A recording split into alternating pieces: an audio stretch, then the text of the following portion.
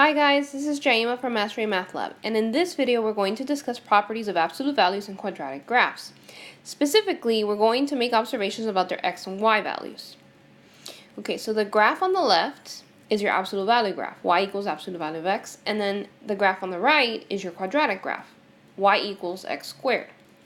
So the first thing I notice about these graphs is that they are both above, or lie above, the x-axis.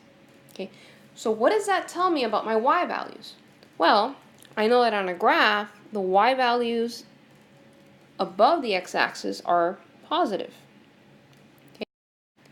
So that tells me that the y values for the points are positive for each of them. Okay? Another observation I can make is that as my graph gets further away from the x-axis, if you notice, it's getting wider horizontally, right? Getting wider. So what that tells me is that for each of them, the graphs extend horizontally in both directions, to the right and to the left. So that tells me that the points on the graph for each of them have positive x values, but they also have negative x values. Okay, we can also talk about x and y intercepts.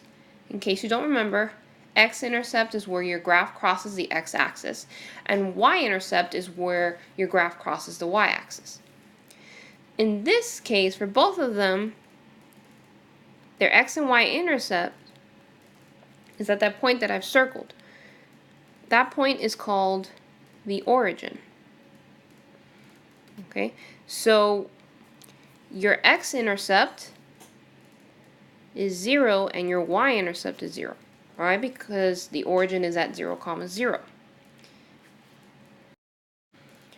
So based on these observations, you can determine which of the statements about the graphs is true. Hopefully this helps. If you have any more questions, please come into the Mastery Math Lab for additional help. Thanks for watching and have a wonderful day.